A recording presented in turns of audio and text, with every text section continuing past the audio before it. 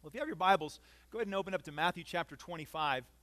Actually, we've already read it, and so we're not going to, you can open it up, but I'm not going to be referencing it from here. But Adventists have always had a big kind of love for Matthew chapter 24 for good reasons, and Seventh-day Adventists aren't the only ones who love Matthew 24, all Christians do. But it's all about the second coming of Jesus, the signs of what will happen before he comes, what it will look like when he comes, and Jesus' admonition to be ready are all found in Matthew chapter 24. But I think a mistake that we often make is we stop at the last verse of Matthew chapter 24 and we don't go into Matthew chapter 25, but Matthew 24 and 25 are all one teaching. They're intended to be taught together. Because in Matthew 24, Jesus talks about the signs of his coming and what it will be like, and then he gives the admonition to be ready. But Matthew chapter 25 then says, this is what it looks like to be ready. And to illustrate what it looks like to be ready, Jesus tells three parables.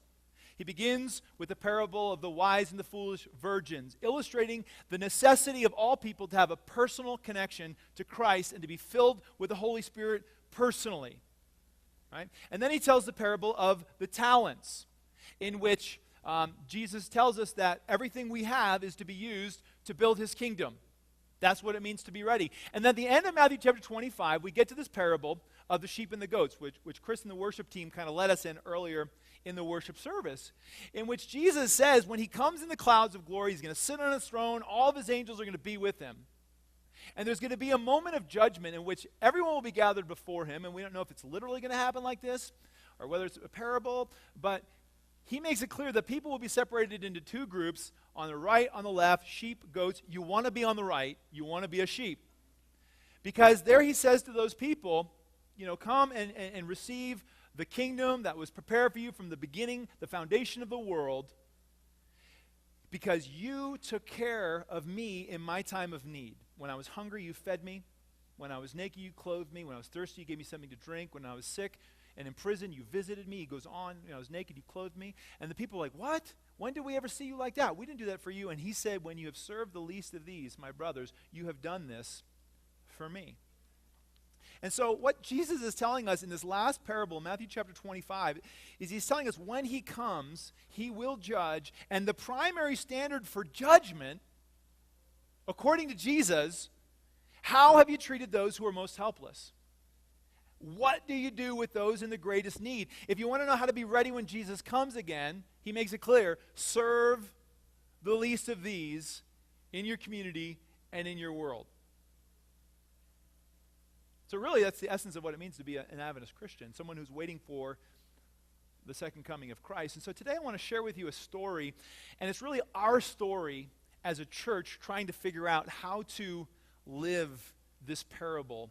And it's just one aspect of how we're trying to do that. But it's a story in which we are about to celebrate our 10th anniversary, believe it or not. For those of you who have been here this long, you'll remember when this story began. But it's a story of our relationship with Nyamagabe, Rwanda. Kids, our word of the day today is Rwanda. So if you count how many times I say the name of that country and write it down on a piece of paper and take it to the back in the foyer afterwards, we'll have something for you. I remember it was back in the early 2000s, 2001, 2000, I began to hear stories about what was happening in sub-Saharan Africa with the HIV/AIDS pandemic. We were getting stories and reports from these villages in Africa that they were having 3, 4, 5 funerals a week over the issue of HIV and AIDS. And that this pandemic was spreading exponentially. All the kids are running to get their paper. We'll let them go. Yeah, okay. So the pandemic was growing exponentially because of an unwillingness to talk about the issue in Africa, because it was stigmatized. People just called it the cough. They wouldn't talk about it. But more than that, because of lies that were being spread. Things like if you have sex with a virgin girl, a man will be cured of HIV/AIDS. And so for just heinous, horrible reasons like this, the pandemic continued to spread, and it was getting out of control. And I'm hearing all these stories, and while I'm hearing the stories, I'm wanting to do something, but I'm feeling helpless that there's nothing that I could personally do. And I had these visions. I remember having these visions, not like a prophetic vision, but just these kind of dreams of going to Africa and serving by the bed of someone who was dying of HIV/AIDS and cooling their forehead with a damp cloth or praying for them as they died and pointing them to Christ. And God was just laying this thing on my heart that something needed to be done. But I never knew what to do or how to do it, and so I did nothing. It was in 2003, a moment came when God got me out of the dreaming phase and into the action phase. I was at a pastor's conference in Phoenix, Arizona, and it was really a waste of time. I was wondering, why am I here? This is a waste of my time. Until the last speaker, Bruce Wilkinson, many of you know him. He wrote the book, Secrets of the Vine, Prayer of Jabez. And he was the last speaker, and he began to teach with such incredible authority on the state of things in Africa and what was happening in Africa with the HIV/AIDS pandemic. And I just remember God was gripping my heart while he took. God was speaking to me, and I was just weeping, and I was repenting that I had been living this comfortable Christian life while people were dying with no one to care for them and in complete ignorance. And I was doing nothing. And then Bruce said these words at the end of his message that I will never forget. But he said, again, with all of the authority of Christ, and I knew God was speaking directly to me, he said, I command you in the name of Jesus, go to Africa. And I know probably about 8,000 pastors wrote that off. But God spoke to me, and I knew he was speaking to me, and I said, I have to go to Africa. And I came home from that conference just gripped with conviction that this was what God wanted for me. I didn't know how to get there. I didn't know what I would do when I got there, but I knew I had to go. And so I started making phone calls. I called the Bruce Wilkinson organization. I called the Promise Keepers organization who had put on the pastors conference. I called World Vision who had been there. And finally, I got through to somebody at World Vision who said, hey, we love indigenous leadership. We believe African leaders should be leading in Africa, taking care of African problems. But the AIDS pandemic has snowballed so exponentially. It is out of control. We need help from the Western church if we're going to get on top of this. And so we're just starting this new program. We don't know if it's going to work, but it's called C2C, in which we're going to match a church in the United States with a community in Africa and just see if they could build relationship and somehow, kind of tackle this problem. And then I was like, I'm in. Whatever I got to do, I'm in. And they said, well, where would you like to go? I began to pray about it, and I began to research, and I'd heard about Rwanda, this little country about the size of Maryland, about 7 million people. And I heard about how the AIDS pandemic was affecting this country. But not only did they have AIDS, but they also had chronic malnutrition and food shortage. But more than that, they were just getting over just the horrible atrocity of a 1994 genocide in which 1 million people had been slaughtered by machete in 100 days. And I said, I think they need help. That probably seems like the country that needs more help than anyone. I want to go to Rwanda. And I began to dream, and I began to think, and we began to talk as a board at Newday. What if an entire church, even a smaller church like our church, what if we could come together and focus all of our resources into one community in Africa? I mean, we can't do anything about any issue in all of Africa. We can't even do anything about any issue in the little country of Rwanda. But what if we targeted all of our resources together in one community, in one country like Rwanda in Africa? Could we make a difference? Could we turn the tide on HIV/AIDS in one community? Could we turn back the clock on chronic malnutrition in one community in Africa? That was the question. And so in early 2004, late January, Pastor Tom, who was our associate pastor at the time, and we went on our first vision trip. We spent our first several days in Nairobi, Kenya, being briefed on HIV and AIDS, being educated, how it spreads and what's going on by some of the best teachers in Africa, some of whom were HIV positive. And then after several days with about 60 pastors, and we all kind of went off to our own communities, and I was with a group of about 6 pastors who would go to a community who at the time I still couldn't even pronounce the name, Nyamagabe, Rwanda. And on that trip, Pastor Tom and I saw things that broke our hearts with the things that break the heart of God. We were able, for the first time, to put a face to this thing that we called AIDS. It was no longer a nameless statistic, but we met people and fell in love with people who were suffering with this virus. You know, I remember the first time, it was one of our first days there, and they were taking us to all these different meetings and places, and we're meeting people, meeting groups, and we're kind of trying to catch up with what are we doing here, and who are these people, and trying to just kind of but we were in a room with about 200 people, and they called it an HIV/AIDS association. And what they told us is this is a group of people who come together, who are HIV positive, who support each other, who love each other, who take care of each other when they're sick, who support each other financially when they're sick, and they try to educate the community and break the stigma. And then all of a sudden it dawned on me, everyone in this room is HIV positive. Some 200 people. And it was overwhelming. It was overwhelming. And then they took us to a home, and I met little Barry Rwanda. He's 11 years old. He was living with his 18-year-old sister who was raising him because he had one parent who died in the genocide and one parent who had died of AIDS. And we met Barry Rwanda, 11 years old, with that bright smile, and he was HIV positive. And I came back and I told the story, and Newday ended up sending some resources for him, a bed and whatnot. But then we got the news 6 months later that Barry Rwanda had died, and I was wrecked. We went and we visited the hospital, which was really nothing more than a cinder block room with 20 or 30 cots. And we heard the cries of people in agony in their last moments or last days of life, dying of AIDS.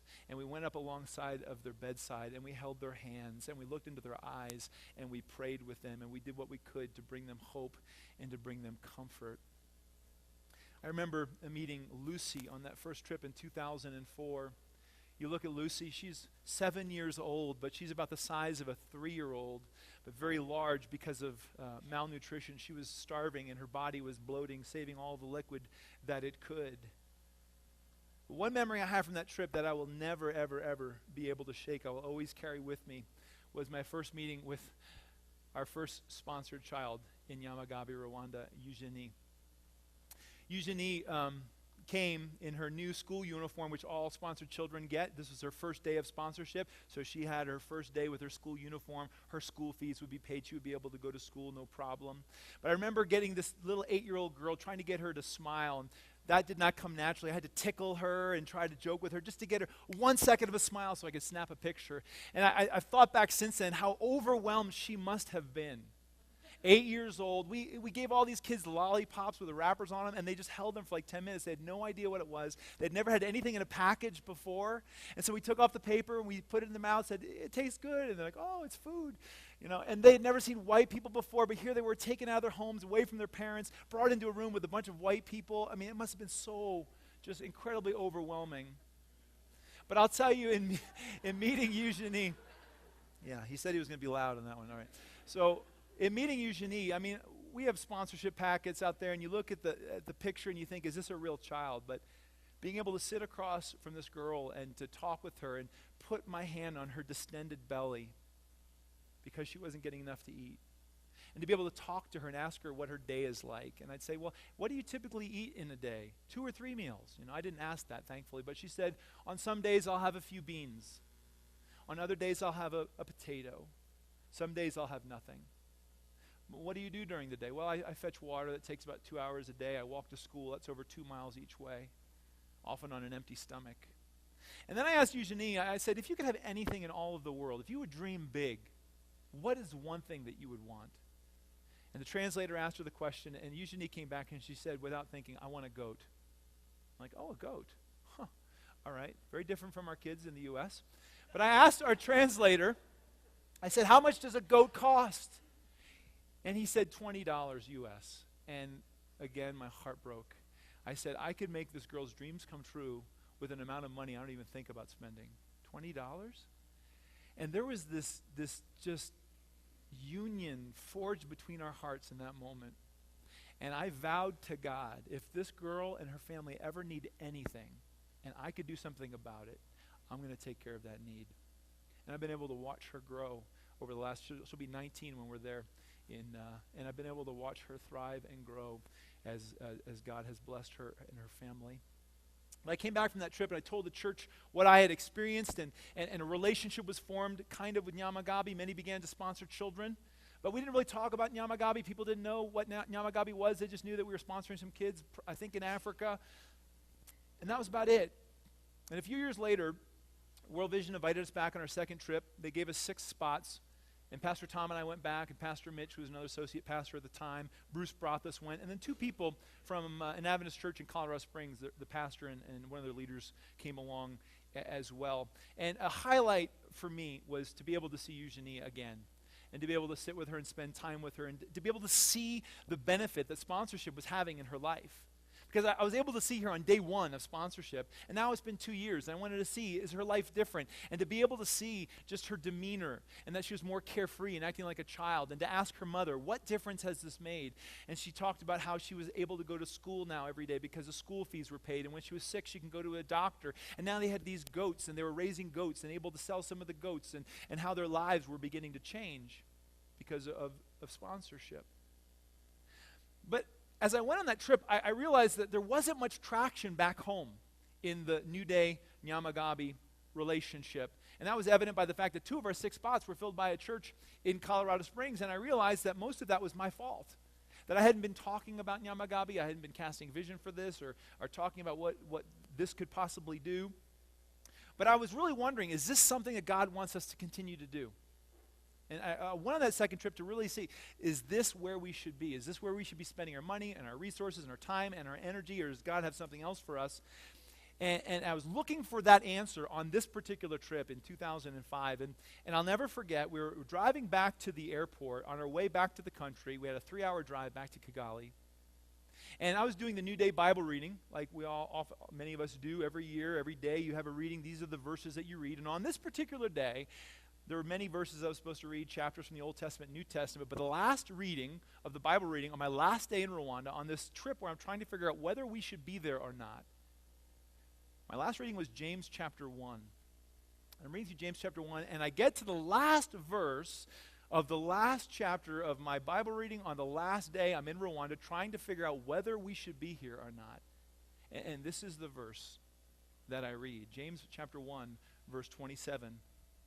Religion that God our Father accepts as pure and faultless is this: to look after orphans and widows in their distress, and to keep oneself from being polluted by the world.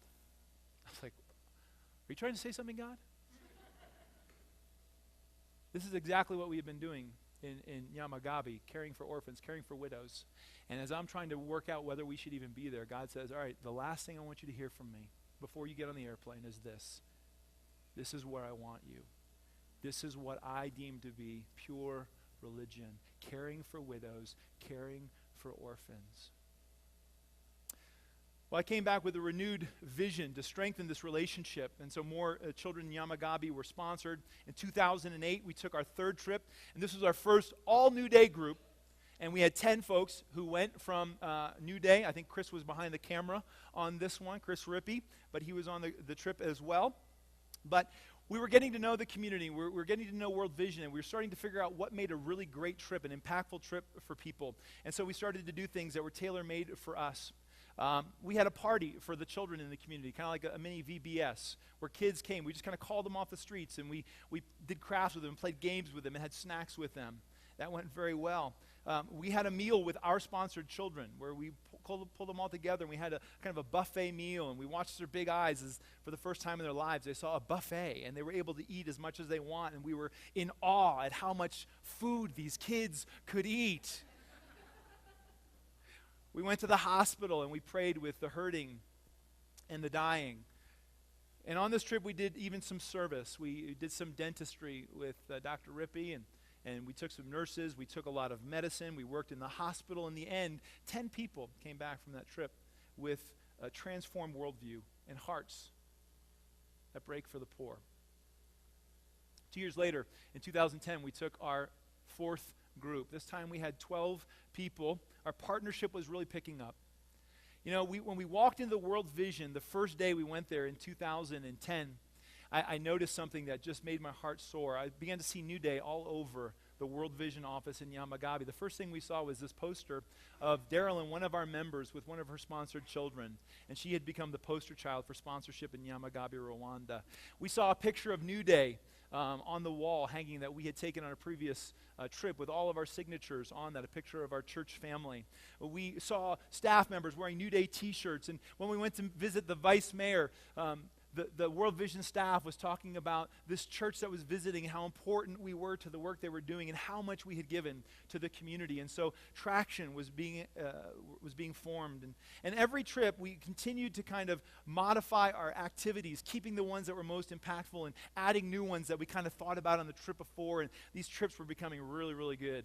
And everything was targeted toward life change and having our hearts broken by the things that break the heart of God. And again, this time we toured, this was actually a first. In our 2008 Christmas offering, we had donated $20,000 to help construct a clinic, a hospital, just outside of Nyamagabe. And so together with the LPGA, we were able to fund this clinic, and we were able to tour this beautiful facility that is, when we were there last time, the First Lady was going to be there the next day to do a new vaccination kickoff. It is serving the people of the community well.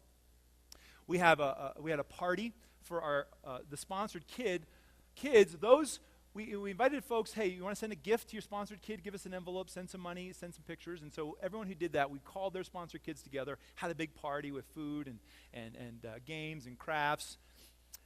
But what happened on this trip was really monumental. Was we had asked folks to bring send $30 to their kids, and we didn't know what we were going to do with it. But when we got there, we pulled out all these $30, and we said to the World Vision staff, hey, the sponsors wanted to bless their kids. What do you think we could do? And we left it there. 24 hours later, we came back from a full day of visiting. It was Friday night. Sabbath was just coming. And we pull into the World Vision office, and we were amazed at what we saw. But that the World Vision staff had gathered all of these 40 kids from all stretches of this community, a rural community, with no cell phones or anything, in 24 hours. And they brought these vendors who sold shoes and clothes and rice and beans and oil. And they said every one of these kids is going to get a new outfit, a new pair of shoes, and they're going to go home with 22 pounds of rice, 22 pounds of beans, and a jug of oil. And we were like amazed. How did you do that in 24 hours? But we had such a ball, just fitting these kids with shoes and helping them pick out outfits and measuring out rice and beans. As the Sabbath was coming, it was just the most perfect thing to be doing. And just to give you a sense of what that felt like on that day, just take a look at this very short video clip. It was a joyful time. But one of the other things that happened on this trip that we'd never done before, while everyone had always met their sponsor kids, this trip we said every person is going to make a home visit of their sponsor child. And so we had some of those impactful experiences going into the homes of our sponsored children. I'd like to just share with you a few of those experiences from my journal. This was us meeting, we had a new sponsored child, we had added to Eugenie, Clementine. I said, wow, wow, wow. What a powerful time. Clementine is such a beauty. She came running up to us with a big smile. I picked her up and hugged her, and she wouldn't let go. Her grandmother Joy came out and embraced us. Such warmth, such welcome. Inside her house, we gave her gifts of food that we had bought for about $20, bags of rice and beans and sugar and oil and eggs. And Joy was breaking down, so overwhelmed more and more with each item I took out of the bag. We sat down, but Joy spontaneously began to pray, a heartfelt, emotional prayer. She fell to her knees in gratitude, hands in the air, calling our visit a gift, a miracle. Clementine is 8. Joy, her grandmother, has HIV/AIDS. She was a judge with the Ministry of Justice until she became sick. Clementine's mother left the kids, probably because of the stigma of her mother's HIV. That daughter now has HIV as well. Joy went to a picture on the wall, and behind it she revealed a plastic baggie that had every picture and letter we had ever sent. It's as though she was taking it from a safe, like it was her most prized possession. Joy spoke of the stigma she had lived under with HIV, people unwilling to touch her, people unwilling to shake her hand. But now, through sponsorship, came blessing. To have these Americans sitting in her house was more than she could ever have dreamed. That we would come and be with her and touch her and embrace her was such a blessing, and sending a message to her neighbors. Joy gave us a gift, a bag full of corn on the cob and eggs, very meaningful. My heart was ready to burst. Jesus, you were so right when you said it is more blessed to give than to receive. A day or two later, half of our group had the privilege of going on what is perhaps the most amazing sponsorship visit I've ever witnessed. It was with our own Deb Rothis visited her son, Japesi, who was 15 at the time. Perhaps the most amazing visit ever. Deb Rothis has been sponsoring Japesi for 4 years and clearly loves her child. We got out of the van close to his house and she was already crying. I want to run there, she said. I don't think any sponsor ever had been so excited to meet their child. Japesi lives in a beautiful setting, and avocado tree is beside the house as it sits in the side of a hill. He greeted us with a big smile, and Deb erupted in emotion. His mother was there, a woman of 44, and she was happy and emotional to see us as Deb was to see them. She has 5 children, 4 daughters, and Japesi, all beautiful. We went into the house, and Japesi talked about how thrilled he was to meet Deb. He remembers looking at her picture, wondering if he would ever meet this woman. And now here she was, in his home. He said it was a dream come true. The mother said that she has been taking her Bible and praying for us and our journey. Deb began to give the gifts of the food bags, and the mother was clearly overwhelmed. She was laughing, and she was crying, and she erupted in spontaneous songs of praise to God. Her hands were raised, and she was clapping, and we were all clapping with her. She did this spontaneously twice. The children also all looked so happy. The mother said, look at Japesi. He is seeing these bags of food, and he knows he will have a meal tonight. She later said, today is February 5, 2010. This is a day I will never forget the rest of my life. This visit was truly amazing. I don't know when I've seen such raw emotion and utter gratitude. Thank you, God, that I was able to witness this. If you remember, on the last day of our second trip, I had been wrestling with God about whether or not this was something that he had for us, something he wanted us to do. And he gave me James chapter 1, verse 27. And on this trip, I wasn't wondering anymore. I knew this is where God wanted us. But God still, he is so good. He wanted to give us a hug before we left. And it was our last day of the trip.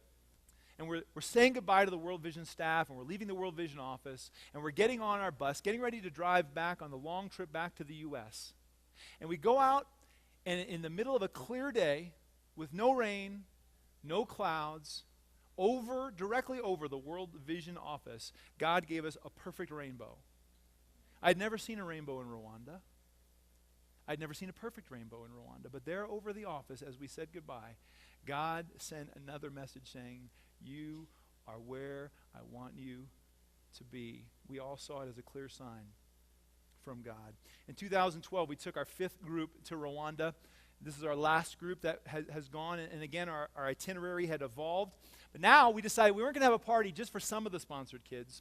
We decided we were going to have a party for all Newday sponsored kids. And we realized this was going to be a huge undertaking. Nothing like this had ever been done in Nyamagabe, Rwanda. But we were going to have this big party, and we were going to feed everybody. We were estimating it to be about 300 people would come, and we knew how much they could eat, and we knew it was going to have to take a lot of food, but we were up for the challenge. But when we showed up at the venue where we went, I have to tell you, I was so overwhelmed. Hundreds of parents of Newday sponsored kids had gathered, and as we walked into the room, they erupted in this spontaneous worship, and they began to sing, and they began to dance, and they were praising God at what he had done in bringing our 2 communities together to bless one another. And one parent after another kind of got up and spoke about how blessed they were and how blessed their families were because some church in Parker, Colorado cared enough about them and their kids that they would sponsor their children and that they would send letters and that they would be involved in their children's lives. It was more than I could take. This is what I had dreamt could be someday. What if? And here we were, 2 communities worshiping together in the Spirit. Well, we had planned a meal for 300, but clearly more than 300 had come. And when it came time to eat the meal, everyone was nervous. We're all saying, well, I'm not going to eat. Well, if you don't eat, they're not going to eat. And what do we do? And we prayed over the meal, and we prayed, God, you fed 5,000. Can you work another miracle? And the workers were there, and they knew how many plates they had. In the end, 500 people ate heaping plates of food. And there was more to spare. So many more stories to share, but let me save just a few for the others. I've asked a few of our alumni to kind of come and share a bit of their experience. And so I think Joe is here, Salim, Shauna, and Jeff. So we've got some stools here for you guys. Come on up and have a seat.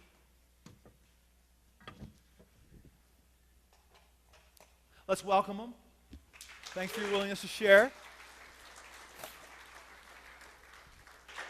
So they represent our 2008 trip, 2010 trip, and a 2012 trip, right? And so, Joe, you were on our 2008 trip with your husband, Chris, and one of the highlights of that trip was meeting your sponsored child in a very unusual way. You had never met them before, and this child kind of I was watching videos again yesterday. This child was stalking us for days because she recognized these two, but they didn't recognize her because we were constantly swarmed by hundreds of children trying to get our attention. And this girl did not speak English, and she kept saying, hey, you're my sponsor in Rwanda, a language we don't understand. And she had been following us. And Joe, what did that experience kind of mean for you?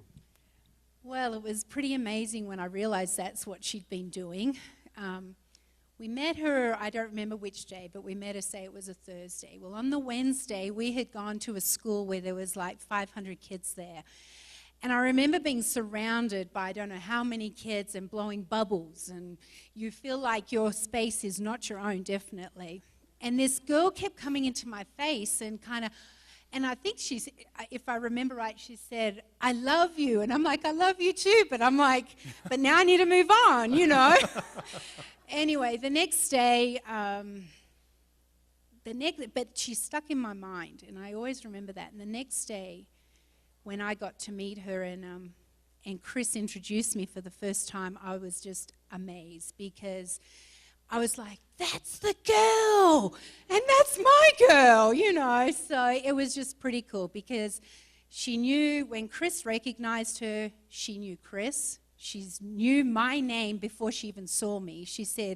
Chris said, well, what's my wife's name through an interpreter? Joan, because in print, Joanne looks like that. And then when I brought the pictures out, and we're showing her pictures of the boys, she goes, Danny, Blake, and Peyton. And she knew every one of my kids. And wow, goosebumps are going up and down right now as I retell the story. But it was just incredible. And you just hug on her and love on her, and it was just pretty cool. You were able to go to her house. Yeah, the neat thing is where we were visiting another man in a house. And when we got out of the car, we were focusing on that. And there's lots of pictures of us before we got to meet her following us and being right in the pictures. We didn't recognize it, but when we did, she wanted us to see her house. And she lived in a hut that was, 5 or 6 feet round, I don't know. And even Chris and I had to duck, and we're short, to go in. But it was a blessing. Like Dave said, her family, she has a brother or a cousin. We were still trying to figure out what it was, what relation he was. But he was disabled, mentally disabled, and he would not let go of Chris's hand the whole time. And then when we went in the house, it was such an honor that we would go into their house with a disabled kid. And we're sitting on the bench, and it would have been like a 2x4, 5-foot-long bench. So we're sitting in the little front room, and she goes, photos. And she stood up and goes behind the door, and she had a sack behind there. On the very top were all the photos and letters we had sent that were totally well worn. And it just touched her heart in an amazing way because she valued what she was getting. Yeah. And she so appreciated that connection. And wow, it was just incredible So It's difficult for them to learn American names. And the fact that you would take the time to know your names, not even knowing maybe whether you're coming or not, and then this unplanned visit, there were her photos and everything. That was a highlight for sure. it was huge. Powerful. Yeah. Jeff was with our 10,010 group. And Jeff, one of the things that almost everyone comes away with from these trips is a kind of an appreciation and a deep respect for World Vision and what they do so holistically in a community to get it to self-sufficiency. So what were some of your takeaways about World Vision in particular? So it's convenient planning by Dave that I would talk about business and organization. So I appreciate that. And I'll stray a little bit. Impressive organization. I didn't really have a grasp. I knew that they were big and they were doing amazing work, but then to see them work and do the things that they do, that they use local people is really impressive. And even in the labor, I mean, these trips are not work trips. They don't want our labor. They want our relationship. They want local labor. And, I was impressed watching the slides because it's so fun for us as Americans to give things, right? And you want to give, you bring the big bag of food, it feels really good. Well, when I got there, I'm like, and we're in the World Vision offices, I'm like, okay, there's no big bags of food here. There's no, what's going on? Because I expected that's how World Vision treated the people. They don't do that. They teach people how to be self-sufficient. So they teach them how to fish so they can always have food. They teach them how to grow a garden. So there's this beacon of hope and light in the midst of just a tremendous amount of despair. So I was just very impressed with the organization that way, but also the people that work for World Vision, amazing people. Everybody we met, I just came away thinking, these are incredible people. We had one man, Cyprian, that engaged Lisa and I and asked us questions about our family and our girls and said to us, I'll be praying for you and your girls. It's very meaningful when you think, I need to be praying for them and they're praying for me.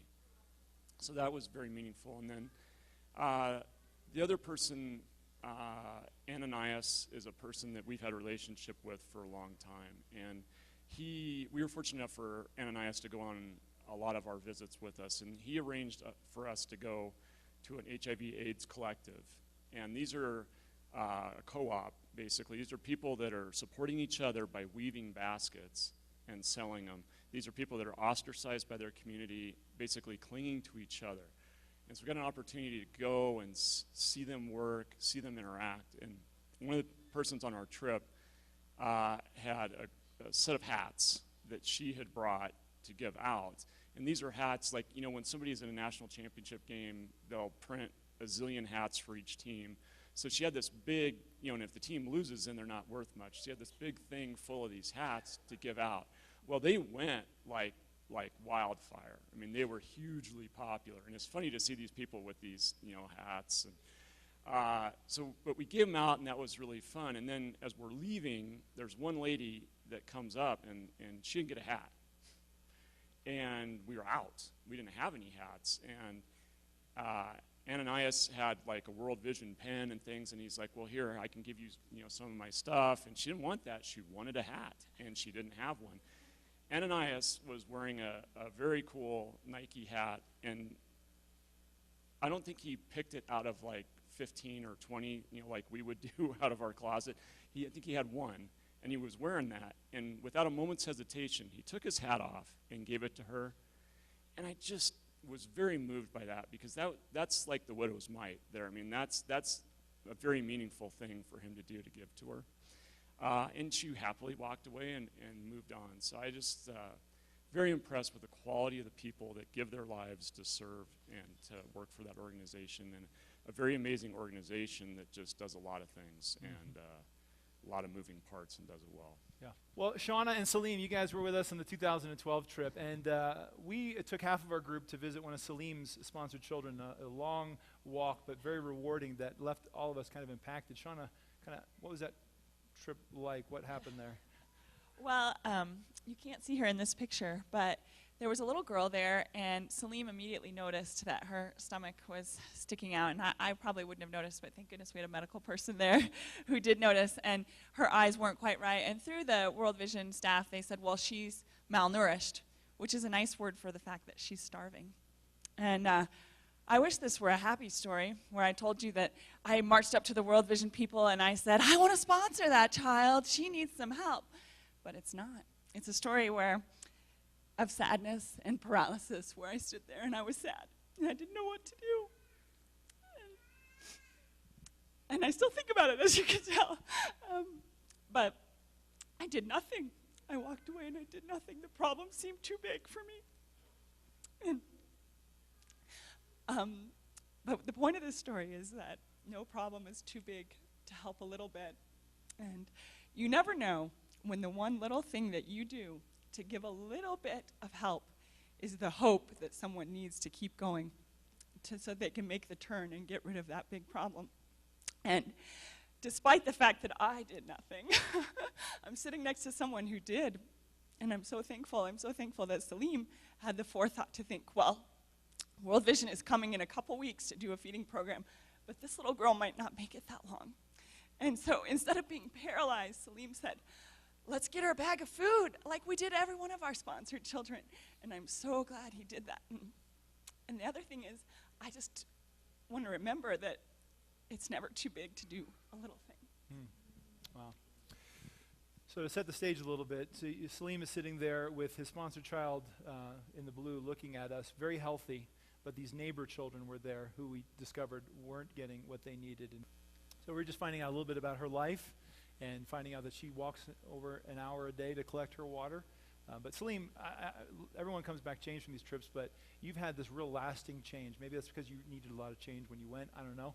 But so talk to us just about how this trip,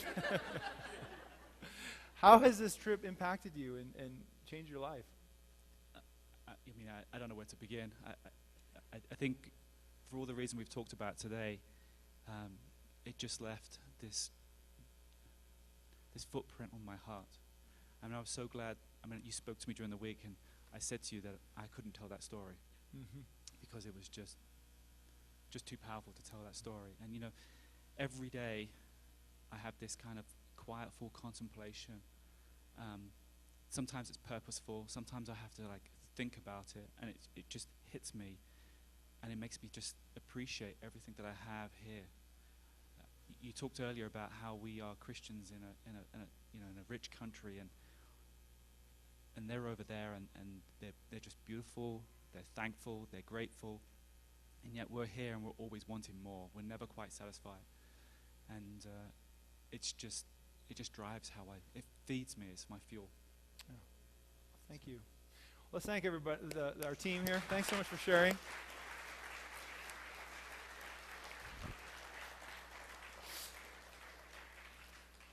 Thank you. Well, we are coming up on 10 years in relationship with Nyamagabe, and I don't know really if there's anything I am more proud of 17 years in ministry than our relationship with Nyamagabe, Rwanda, and what God has done through it. We have seen a community be completely transformed. From our first visit 10 years ago to what we see when we go there today, it is a community transformed. Where HIV/AIDS, the infection rate was up well over 10%, close to 13% when we started, it's now well below 3%. Where chronic malnutrition was up around 63% in 2004, that's now well below 20%. Schools have been built, homes have been built, orphans have been taught valuable skills so that they can support themselves and work for themselves. When we got involved in 2004, people in the community were just barely hanging on to life. They were looking for something to eat so they didn't die. But now when we go, we're working on things like education and job training because we see a community that for the most part is thriving. And along the way, we've learned a few things in our relationship with Nyamagabe, and I just want to close with these few lessons. First of all, we have learned that when Jesus said it, it is true. It is more blessed to give than to receive. That we have received so much more. Those of us who have gone, certainly, and those who have sponsored children have received more than what they have received. It is a privilege to give. It is a privilege to serve, and it is a privilege to go. And our worldviews have been changed, and our hearts have been broken, and we've fallen in love with these people in Rwanda.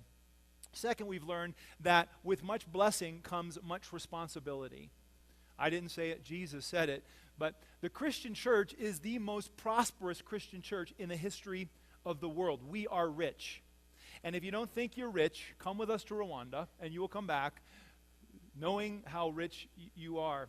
And with that wealth comes responsibility. And the question we wrestle with on every one of our trips is, what is my responsibility? What does God expect of me? And one thing we talk about on our trips is that we would want to come back and live more simply. That we want to live with the value of simplicity. And to live simply looks different for everybody. It doesn't mean we all live in the same square footage of house or drive the same kind of car or wear the same kind of clothes.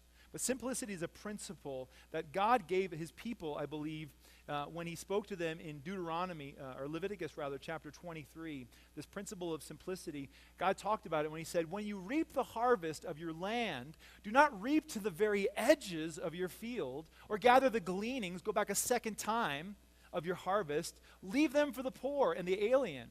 I am the Lord your God. And so what God is telling us is that everything he gives us isn't necessarily for us. But everything he gives us, part of that is supposed to be used to support those who don't have enough. And that we would live with margin, that we wouldn't go to the very edges. And to say that in words that we understand today, it means that we would live beneath our means. But we're a culture that says, no, we want to live above our means, spend more than what we make, or we live at our means, we spend everything that we make on ourselves. But this would tell us that we are to live beneath our means, to live on a percentage less than what we make, so that we have enough margin to be able to give away to those who are poor and in need. Maybe that percentage for you would be 90%, maybe it would be 70% or 50%, but that's where simplicity comes in, determining how do I live on less than what I make, and what percentage will that be? With much blessing comes much responsibility. God cares about how we treat the poor in our community and in our world. And finally, our third learning is the power of partnership. And World Vision has been an amazing partner. And child sponsorship has been an amazing vehicle in order to be able to change and transform a community. You know, sponsorship isn't a handout, it's not a Band-Aid, but it is empowerment for an entire community. That right now in Nyamagabe, Rwanda, there is an exit plan for World Vision in 2016 that they will be pulling out in just a few years, saying, you know what, you guys are good. But, you know, over the last several years, the last 10 years, your $35 a month that you've given for sponsorship, because all these kids are in the same community, we're able to funnel all these resources. Every month when you write that check or it's taken out of your checking account, you don't think about it, but that $35 is being joined with the $35 of the people all around you. And so over the last 10 years, we have seen over $600,000 being channeled into this little community of Nyamagabe, Rwanda. And that is the power of partnership. Praise God, your sponsorship matters. And so as we look back over the last 10 years, we see that we're doing what God wants us to do, that we're in a relationship with the least of these, and the hungry and the thirsty and the poor and the imprisoned and the sick and the outcast, and we're taking care of the needs of the widows and the orphans. But let me ask you, how will you help us finish this story? Because again, we have an exit plan, and we're soon to be probably moving on to another community, but until then we need to finish strong. And so I want to ask you, would you be willing? Here are things that we can do to partner. Number one, sponsor a child. $35 a month is well spent. If you have 5 right now, get a 6th. You know, we have people who have 15. If you have 0, get 1. You know, think about whether you could sponsor another child or get your first child, and then take the relationship seriously. These are real people who want relationship with you. Write to them, they will write you back. Send them pictures of your family, they'll send you pictures of their family. Send them a gift occasionally. Contact World Vision, give a gift notification, give $100, give $200. They'll send you a picture with everything they bought with the money that you sent for their family, whether it's food or clothing or furniture or a new goat. But take that relationship seriously. And finally, go. Go on this life-changing trip. Our next trip, it'll be our 6th group, going March 2 to 14, 2014. And I know the first question that always comes up is, well, how much? No price would be too much, I'm telling you, for this trip. I would personally go into debt to go on this trip. It is so impactful and so worldview changing. But it's usually around, it's not cheap to get to Africa, it's usually around $4,000 to $4,500 with an excursion, and we do a little safari and everything. But because this church believes so much in this value that this changes lives and builds into people, we give $24,000 a year from our budget to give scholarships to make these trips more affordable. And so every Newday attender, is eligible for a $2,000 scholarship, which most people usually end up taking, which means that you can get to Africa for $2,000 to $2,500, which is crazy. That's like the price of airfare, but that pays for everything. And so do whatever it takes. We have 12 spots. Do whatever it takes to make one of those spots yours. And you can put your name down today as you leave to just get more information, and I'll get that to you. Well, normally we'd end the service by responding to God in song, but I believe that Matthew chapter 25, parable of the sheep and goats, would have us respond in a different way. And so I just want to pray for you. And then when I pray, I just want to ask you to respond by loving the least of these. And that can be done today by sponsoring a child, looking into the trip, writing a letter to your child later today or sometime this weekend. But let's together continue to love the least of these in Jesus' name.